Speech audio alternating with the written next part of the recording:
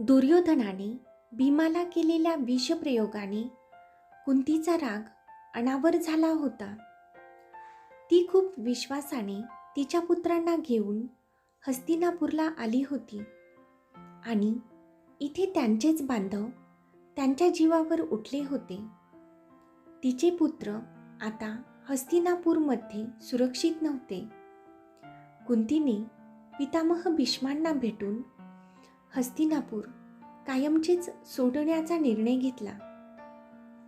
भीष्म विचार करू लागले, आज हस्तिनापूरच्या कुलवधूने हस्तिनापूरवर अविश्वास दाखवून हे हस्तिनापूर कायमचेच सोडून जाण्याचा निर्णय घेतला होता आणि यात आमची हार होती.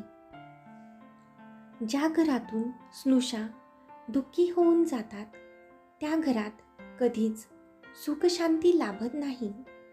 त्या घरात कधीच सुख टिकत नाही. ही हस्तिनापूरच्या विनाशाची सुरुवात आहे का? नाही, मी असे होऊ देणार नाही. भीष्म कुंतीला म्हणाले, कुंती, मला माहीत आहे तुला तुझ्या पुत्रांची काळजी आहे, परंतु तुझे पुत्र हे कुरुवंशाचे राजकुमारही आहेत. त्यांना जाण्याची परवानगी मी कशी देऊ? मला मान्य आहे माझी चूक झाली. भीमाच्या बाबतीत इतके सर्व झाले आणि मी काहीच करू शकलो नाही. मला माफ कर. कुंतीला भरून आले. ती म्हणाली, नाही तातश्री, असे नका बोलू. भीष्म म्हणाले, आता आमच्याकडून ही चूक परत होणार नाही. आम्हाला एक संधी दे. भीष्म विचार करू लागले.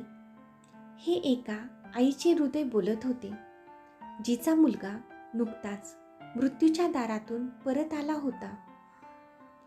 कसा विश्वास ठेवणार होती ती?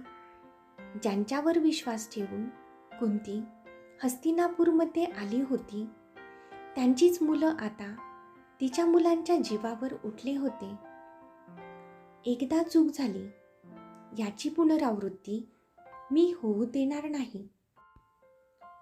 आता वेळ आली आहे सर्व राजकुमारांना योग्य असे शिक्षण देण्याची. भीष्म आता कुरुवंशातील राजकुमारांच्या शिक्षणाचा विचार करू लागले.